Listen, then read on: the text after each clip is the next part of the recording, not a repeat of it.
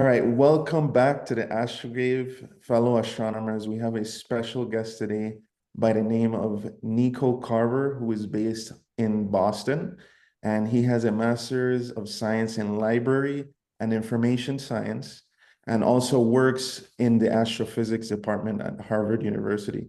But I also want to mention that he has an awesome YouTube video with hundreds and thousands of followers, and he also has an associated community with patron campaigns.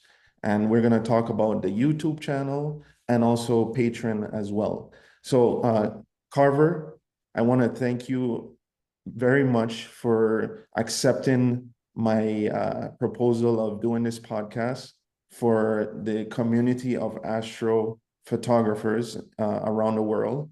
And I hope that this video goes out to the new astrophotographers that want to get into astrophotography and also inspire the ones that have been doing this for many, many years. We have a series of questions that we're going to touch on, from inspiring the young ones to talking about different images and deals that Nico has run into in the past, different quotes and people that he has ran into that has inspired him to be who he is today, inspiring everyone around the world. So I want to thank Nico. You could introduce yourself and how long you've been doing this and so forth. Thanks, Julio. That was a great introduction, and it's a real pleasure to be on your podcast. Um, so I've been doing this about since 2016. That's when I first really fell in love with it. I was on a trip to Iceland. Specifically, I went in the winter because I wanted to see the aurora borealis and photograph them. But I had never heard the term astrophotography before. I just knew I wanted to photograph the aurora. But when I was setting up one night, it was this really cool location called the Jokul Sarlan Glacier Lagoon. There were all these other photographers also setting up for their shots because this was like a really famous spot to do the aurora. And so I learned a little bit that night. Like, it was sort of like a little star party environment. And I was also just amazed at the pictures that I could get pretty easily. So I was spoiled by my first pictures being like really crazy wow pictures because it was a really good aurora show. But then I got home, and of course, when you're at home, for a lot of us, you have to deal with light pollution. And so then it was a whole like year of research. I'm a pretty slow person. I like research. So I was like a whole year of research, just like, how can you do this in a backyard? I read books and looked up articles online and stuff, and eventually bought my first star tracker about a year later. And then uh, pretty shortly after that, I really sort of fell into like the astrophotography rabbit hole, and got telescopes and all of that, and started the YouTube channel. And that has been, I put some time into it, like in between 2018 and 2020, but it was really when like lockdown with COVID Yeah, started that the channel just blew up because a lot of people got interested around that time. definitely. Yeah. Definitely. So yeah, I won't be able to beat that introduction there, but I'd like to share with the audience that I started astrophotography back similar 2020 when COVID hit. Um, I really don't remember, I mean, what just drew me to this comet Neowise, but it was my grandmother that said, listen, there's a comet out there. Um, Try to take a picture, because I was imaging, but it was not really astrophotography. And then, I just started snapping photos around the sky, east, northwest, south, just trying to find this comet. And at the time, I didn't know how to adjust the ISO and all of this stuff. And I got the image, and it was just a blurry, little just trail. And I was so excited from that. And then I started imaging the Milky Way, and I was like, whoa, that is the arm of the Milky Way. I didn't know I could capture stuff like that. And so around August 2020 is when I got started. And then from since then, I just did the research, just like you, just trying to find the best equipment to get similar photos of what, like, on your page that I see. And it's just, a snowball effect of just trying to upgrade and trying to not imitate, but trying to get better every time, just Mhm. better image and better. So I'll start with first question. So what did it feel like for you when you got your first image, whether it be the Milky Way, whichever image you enjoy the most? What was that feeling like? So since I already sort of shared about the Aurora, I'll do a different one. When I got my star tracker for the first time and took it out in the backyard, I got it for Christmas. And so it was around this time, right around this time in 2016, 17, something like that. And then I took a picture, of course, of Orion Nebula. That's like sort of what a lot of people start out with. And that was amazing. It felt so cool to be able to see a nebula on the little DSLR screen and actually see the colors. Like I could see like some like green in the trapezium and some of like the blue and pink. And I was Yes. just like, that was so fun. I've just never taken a picture of something like that before. And so and you sometimes I get comments on YouTube or something of people just being like, well, why don't you just download it from the internet? And they just don't get it. It's something about doing it yourself is what's so fun about it. Exactly. And just I could remember the same time it was, I think, if I'm not mistaken, it was Orion and it was the Witch Head Nebula, Oh yeah. which is a difficult nebula to capture. But I just remember, just like you, capturing it and running to my grandparents' house, and just because I had the ASI, so I could see it, and I was just like, wow, and Yeah. my heart was racing. I mean, it was just flowing. I mean, just energy just flowing because it's like you're able to capture space from this little piece of equipment. And yeah, and I'm sure the other people, they get so excited. But I want to turn it around now. And I was trying to, because I get it myself. I usually tend to not get excited now as Oh. much when I capture something new.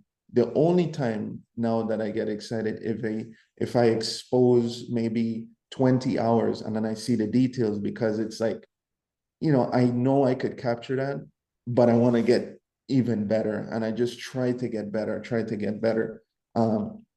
So what are aiming towards that? What could you tell the people that sometimes don't get that excited anymore? What is something that you could tell them Sure. in trying to keep that energy alive? So yeah, there's always new challenges. A lot of people, challenge themselves by getting a new piece of gear and trying to learn that. And that's fun, but it does get expensive to always be switching out gear and buying new gear. So another way I think it's can be exciting is to just challenge yourself with a new like something really difficult. Like so and this might not be for everyone, but it's something I like to do is just like find an object, a deep sky object that only you can only find like two or three images online of. Like it's been done so few times, and Yes. then try to make like the best image you can do of that one. It's like that's so exciting to me. When I find something that I like, a lot of times it's on like these like old school websites or something, and you just find this picture and you're like, I've never seen that before. What is this? And then you really want to capture it, and so what I'm thinking of is a supernova remnant in Cygnus called W63. And when I found it, I could only find two pictures of it online. Wow. And when I made my first picture of it, I think it was probably in the top first 10 or something. Wow. Now there's probably 30 or 40, but it was really fun just to like feel like you're close to being the first. I think like the ultimate would be if you discover something, of course, and you're actually the first. But you don't I think any kind of challenge where you're just really like pushing your limits can be exciting. Definitely. No, I know you touched on expensive and this hobby being expensive. I'll give you a personal experience and then maybe you can guide me for my future and then the astronomers, astrophotographers that are just getting into this. So like I said, I started with a 14 millimeter Rokinon. I jumped straight into the William Optics Z61. And of course, you have to get the reducer to correct the images. And then I invested in an AVX, which was recommended. It was an awesome mount, equatorial mount. And then right after that, I found an awesome deal on eBay for a 9 1/4 Evolution with the Evolution mount, everything, and the eyepieces and all that sort of stuff.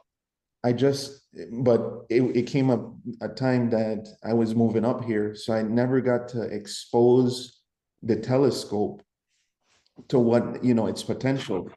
And I could remember capturing the Lagoon Nebula with the 9 1/4, but I just wasn't impressed. Never used it. Eventually, I sold that, and then I got another deal from a veteran by the name of Charlie Hooper, who lives in the Panhandle. And I met him on cloudy nights. I was looking for the EQ6R Pro mount, and he gave me a wonderful deal. Like he said he was exposed to Agent Orange. He was a veteran, Huh. so his doctor said he couldn't Yeah. lift anything heavy. So the deal came with the EQ6R Pro mount, EvoStar 120, SkyMax 180, ton of like 2-inch eyepieces from Teleview and Scientific Explorer. I mean, awesome. And eventually I used this SkyMax 180, and I regret selling it because the person who I sold it to sent me a picture of the one of the galaxies, I forget, the Triangulum galaxy. And I was like, what happened? Why did I sell it? It was because I wanted to get a Takahashi Mm. telescope. And then I saw that the Edge HD 9 1/4 was better. So I sold that one. And then you get into this, well, I got into this where I was seeing that, okay, these people that have the micron mounts and these astrophysics mounts, it's just like, I got caught up into that, and I don't want other people to do that because you could get beautiful images with the smallest setups. Mhm. And what would you tell someone like myself that's always trying to get, because I would love a plane wave 10.5. That's, because I see the photos and Yeah. it's like, wow, what would you tell someone that's like myself that wants to get the new and upgraded systems? Well, at a certain point, you're probably, if you wanted to get a plane wave, the reason those are all at remote observatories is that's what you need to do to actually take advantage of those optics. That not many people use plane waves at their home because it's just most people's home skies are not good enough to Yeah. take advantage of that kind of telescope. So if you actually want to take advantage of it, then you're going to a remote observatory. So, if that's something you're interested in and you have the money, then yeah, you could go for it. But um, I'm just like, I know the limits of my skies, and I'm like, I'm not gonna buy something where, and this, sorry, I'm sort of rambling, but No, no, no, you're good. that takes experience to sort of know, like, okay, this is what the limits of my skies are. So there's no point in spending Understood. $10,000 on a mount, $20,000 on a telescope if you're not going to be able to actually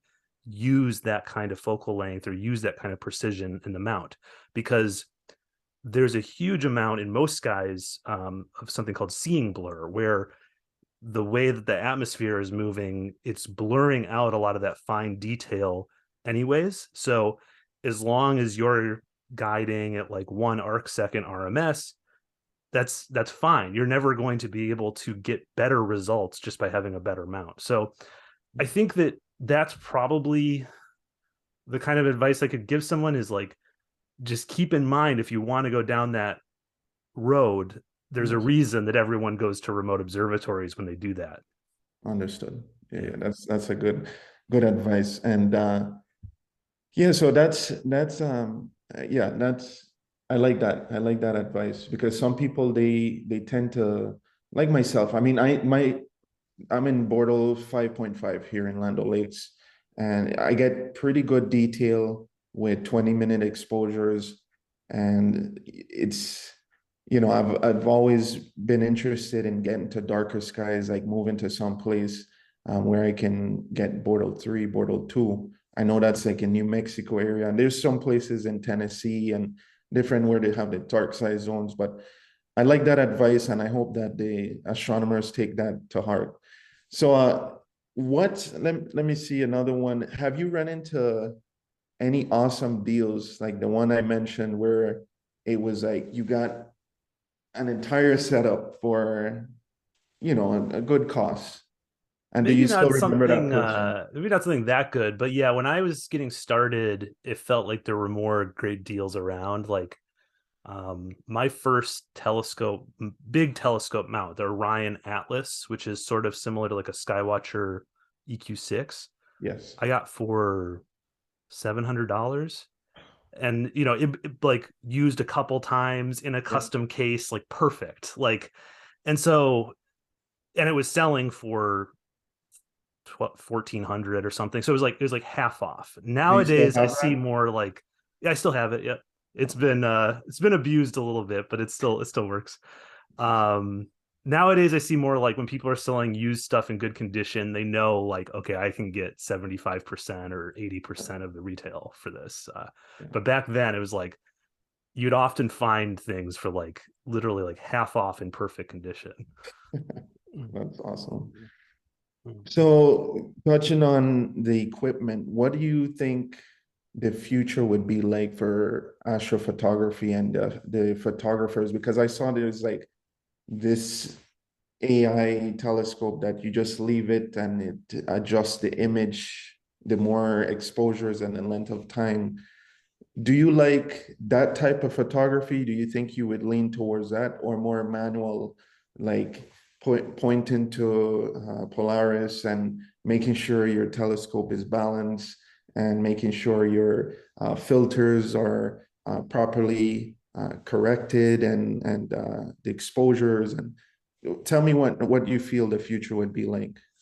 Yeah, I think there's a place for both kinds. I mean, I think that yeah, the future will see a lot more easy robotic telescopes, easy services for getting data like Telescope Live and those kinds of things. So that's definitely going to keep going. But I think there's going to be room also for people who like to like actually tinker with the equipment and play around with it, which is what I like. I Yeah. mean, I also think it's an interesting question to think of like, the images just getting better and better. I've definitely seen that in the past few years. And now there's this blur exterminator, which Oh, like yes. makes images look really good. But I guess my thinking with that is like, okay, well then everyone's gonna get that, and everyone's images are gonna look that good. So then you're gonna need something else to like, Yes. be the best Yes. astrophotographer again. And I don't know what that is, but it's like there's always going to be some kind of competition probably where people are trying to differentiate themselves and yeah. Yes. So I like the most recent pictures I've been using that BXT, and my pictures I've seen the ones I've done. The wizard I recently did, and the core of the heart, and I used it on the boogeyman, and the pictures are like, I mean, incredible, Yeah. but I told my dad, I said, because he was asking, he's like, how is the pictures looking amazing? They're looking so great.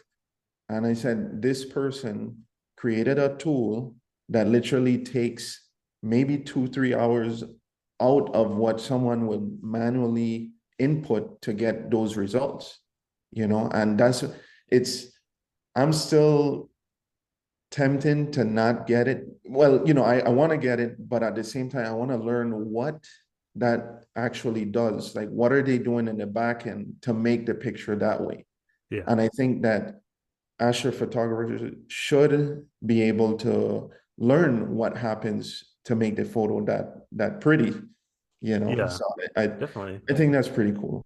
I mean, I think it's pretty interesting because I mean, there's this Finnish astrophotographer named JP Metsavanio, and he was the first one to really push using the starless technique. So taking the stars out of the picture in processing and then putting the stars back in. And I learned that like pretty quickly when I got into astrophotography, but now it's just like that's just a really, really common method. And my guess is that Blur Exterminator is doing something with Star Exterminator where it's like it's using that whole starless technique in a really interesting way so that it can, replace where the data was, where the star was bigger to make those smaller deconvolved stars. And it's really cool. And I guess I just sort of see it as the natural evolution of like, all of this of the starless technique. Um, but now it's just so easy. I mean, I remember when I was first playing around with starless technique, the tools for it were just so bad. It was like you had just had to use like blur and scratches, filter in Photoshop, and it left all these nasty artifacts. It wasn't nearly as easy as it is today. So it's and now Blur Exterminator is just going to make it so easy. It seems like it's going to replace needing to do any kind of star reduction on your images. That's what I mean, this is what I do. I literally take the raw files and I clean it up with the automated background extractor, and I just do the screen stretch and hit BXT, and that's it. Then I combine the images and then use my curving tool, and that's it. I mean, Yeah. so you could, my wife would tell me, she's like, how many hours are you putting into this? Because I would take like 3 4 hours just to post process. Mhm. And it's just like taking my time and watching videos such as the videos that you show, and just seeing what other people do, because my background is not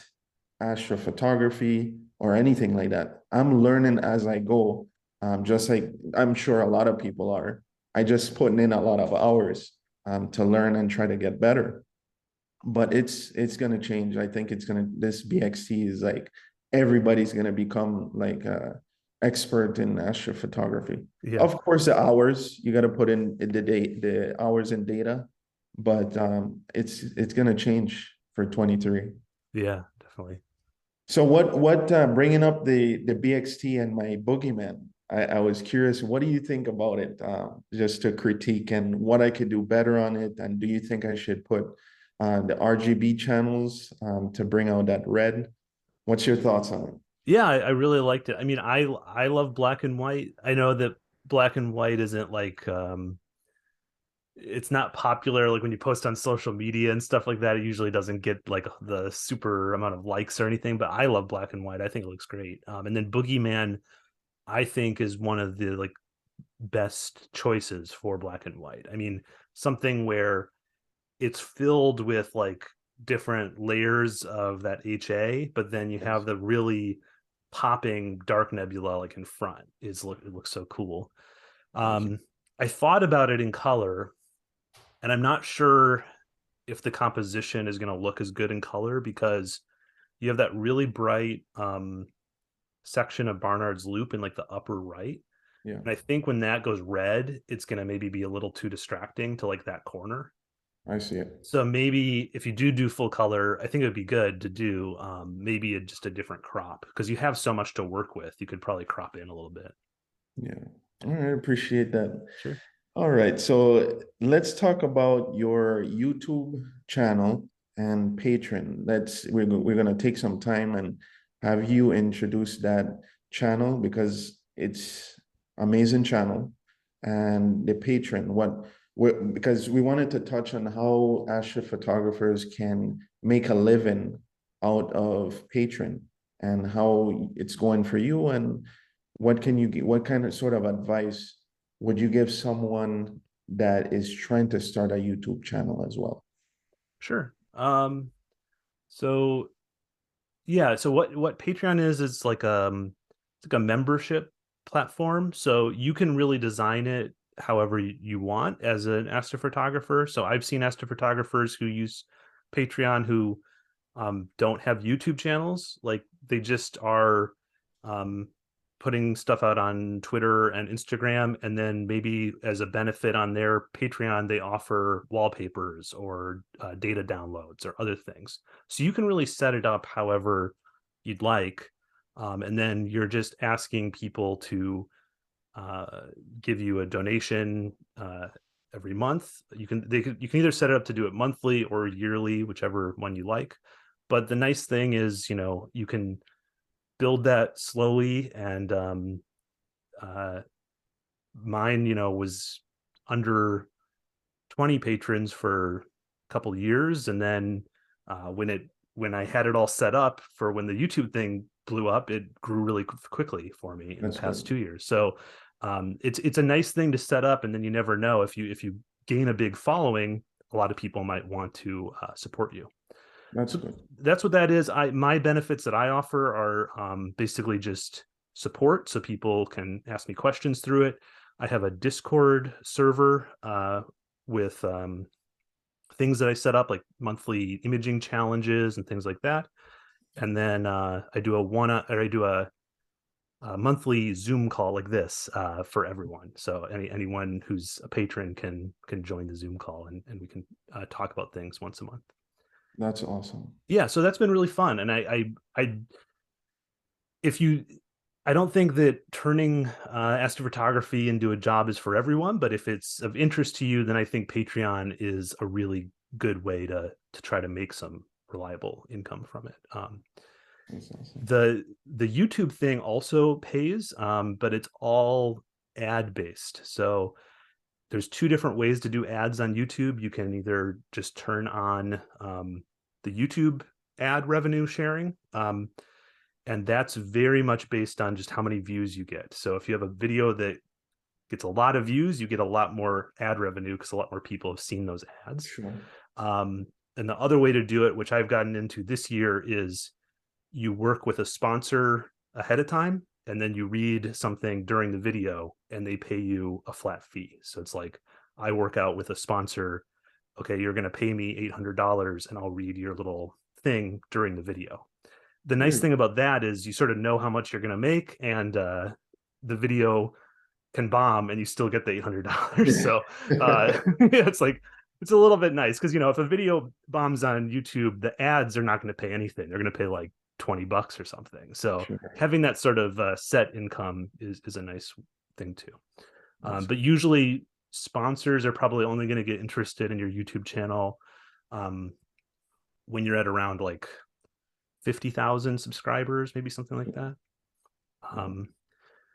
yeah. What else? Oh, yeah. And then you wanted to know about starting a YouTube channel. So Yeah, just yeah, like I just like pointers, I guess, to someone that because I was trying to understand because you guys make it so fluid, like it's just like natural to you guys. Do you guys prepare weeks in advance? Because I see some people have so many videos, like in 2 in 1 week, and I'm saying like to bring out something that quick when it like BXT, I saw so many videos Mhm. online. You have to learn it to be able to explain to someone how to use it and so forth. So what sort of pointers would you give someone that's trying to start to educate people on a certain topic or equipment? Yeah, so that's a great way of putting it all, because I think there's different ways to like do a YouTube channel, and maybe a lot of those people that are right away talking about BXT are more it's more like a personality thing. It's just like, I'm excited about this new tool and I want to show how excited I am. And it's more like a news kind of thing. And then my channel is more on the education side. And then I Yeah, also have started getting into reviews. But even my reviews, I try to um, not just make them a bunch of my opinions, but make them more like education. Like, exactly. here's how this thing works. Here's why you might want it or not. And here's the kind of images you can take with it, star tests and things like that.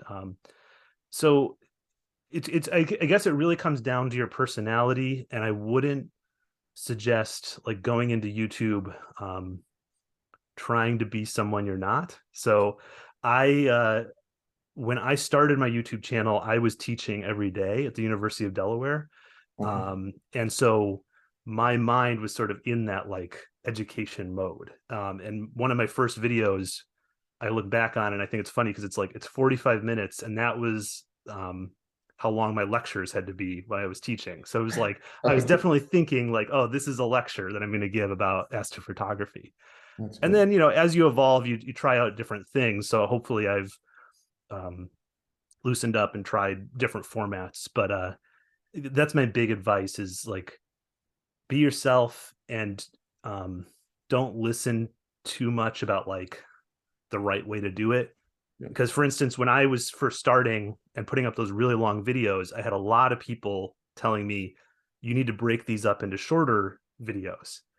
And to me, that just didn't make sense because I'm like, no, I want someone to watch this whole thing so they really get exactly. it. And so if I break it up into shorter videos, they're going to come in midway through and be lost. And so it just didn't make sense to me. So I didn't do it. And now those long videos have done really well for me. So I would just sort of trust your own gut, what you want to do. Very cool. Yeah, I mean, that's what I like about your videos. You're always calm. It's no like crazy music or excitement that's going on. It's like you're just straight to the point and you make it easy for someone like myself to understand what's happening in the video. The light position, everything is just perfect in my opinion, and it's eye catching because you move the camera to that particular equipment and everything it flows nicely, I think. Oh yeah, And and then another thing you touched that reminded me, another thing you touched on was like um that some people are making these videos very quickly and how long does it take me?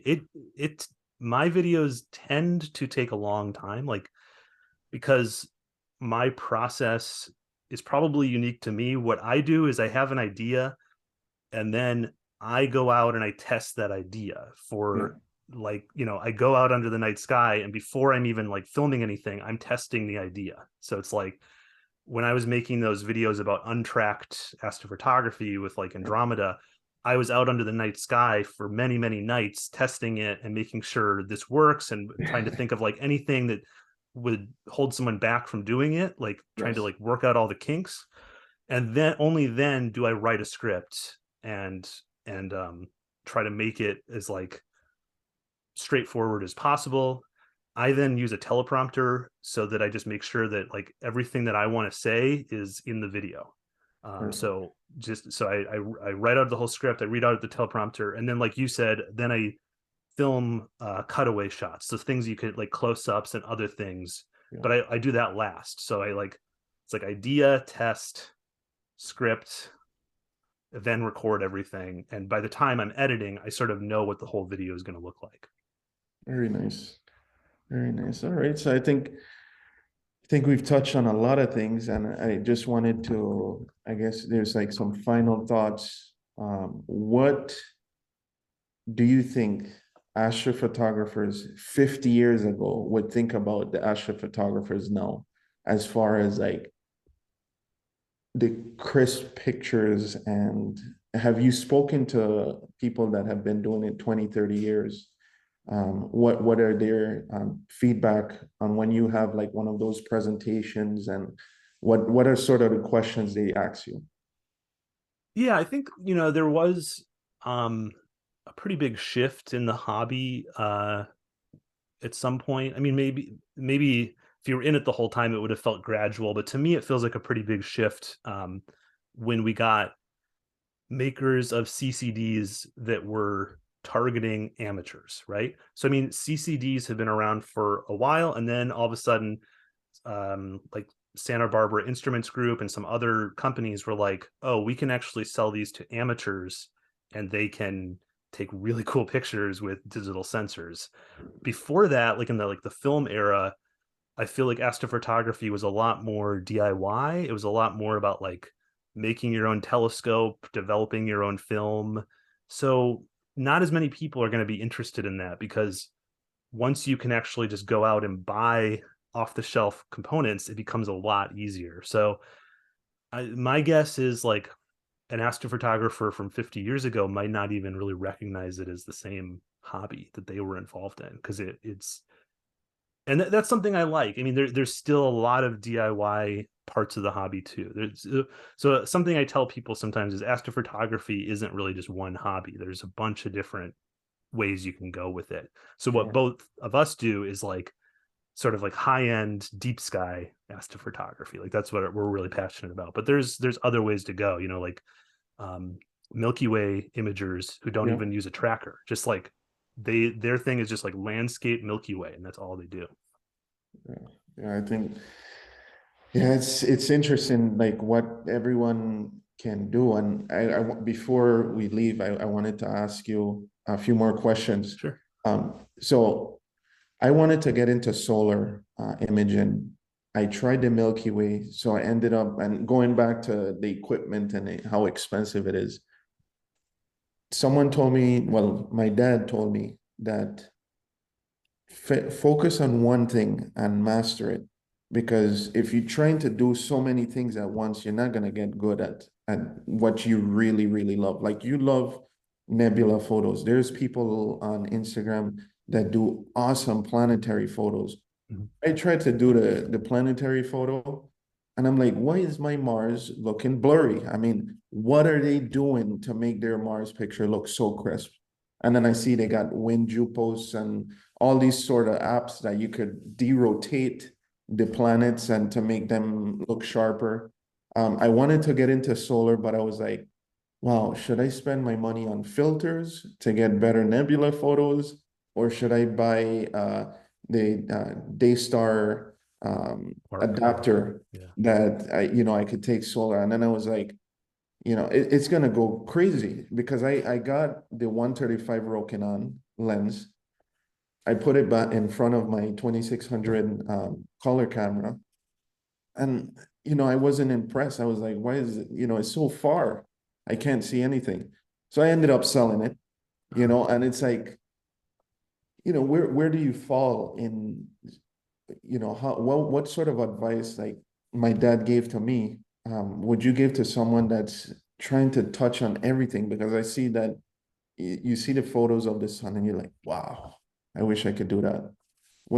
How did you get, like, how did you focus on one thing? And So yeah, it's a really good question. I think that for me, I was just lucky in that I was really just like I wanted to do nebulae, and then I never sort of lost interest in those. And I've tried some of the other things, but they just never really took for me. Um, but but I one thing that I do that you reminded me of is, and I'm sure a lot of us do this. It's like you buy some new piece of gear and you put it together, and then you maybe use it once or something, and then you're like, what didn't really work. You don't really put in the time until you're either selling it or just forgetting about it, putting it in a closet and moving on to the next new gear that's going to give you some great image. But when I was most productive, like the image, like when I produced the most images that I'm still really proud of, I was just focused on one rig, like, and that rig stayed together. Any night I was out, I was just using that one rig, and I used that one rig for over a year. It was a 200 millimeter camera lens with a mono camera, ZWO, and narrowband filters, and I just really sort of got good at that one rig. And that's what I think you have to do if you're really going to like make top level images. I think that it goes back to that question you had earlier about like the exciting part of it. And it's like I think that we often feel like, oh, the only way I'm going to get that exciting feeling again is buying something new. So it's hard to stop yourself.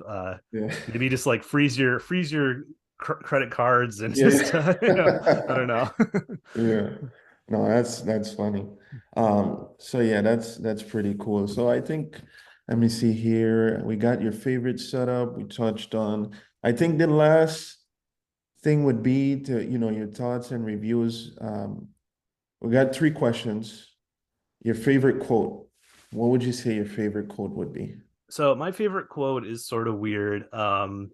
I've always so even before astrophotography, I was really into photography and teaching it and all that kind of stuff.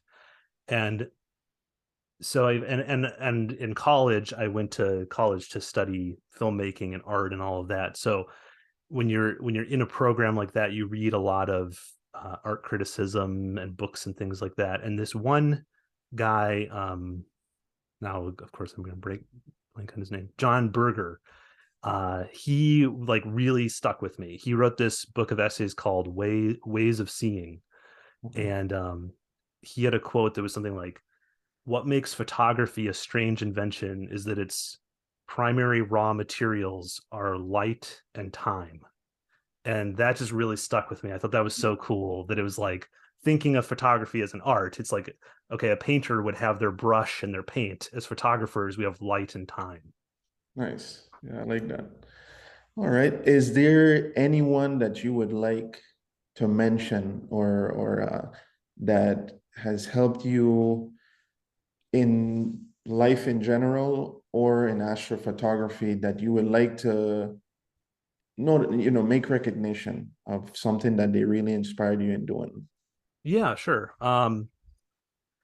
So and this sort of ties into that earlier question about trying out all the different kinds of astrophotography. A great way to do that is to get involved in a club, like a local like astronomy club, Yeah. and that's who I really want to thank is the first club I was a part of was the Delaware Astronomical Society in Newark, Delaware, and that was just an amazing club for a beginner, especially an astrophotographer, because they had a group called the APSIG, the Astrophotography Special Interest Group, that ran every month.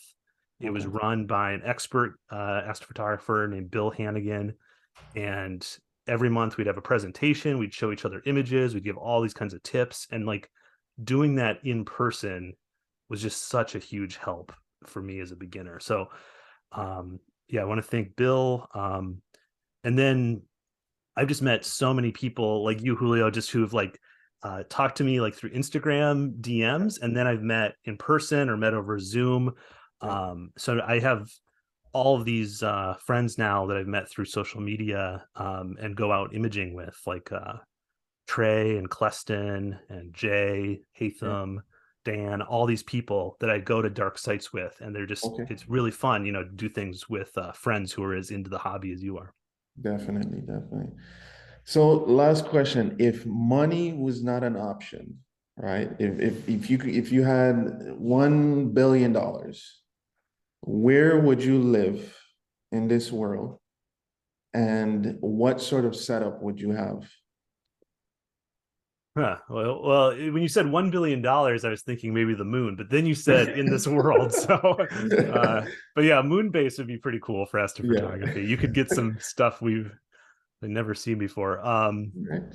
But yeah, it's a hard question. I'm not a desert person. I know the desert is like the best for astrophotography or like hot places, but I'm Yeah. just not good with hot Yeah. places. Like, so because I've grown up all my whole life in northern climates. So it's hard to say. I'm moving soon, very soon, Okay. to New Hampshire, and so I'm sort of already getting sort of like maybe not the best ever, but like a lot better than I have now. I'm going from Bortle 8 to Bortle 3.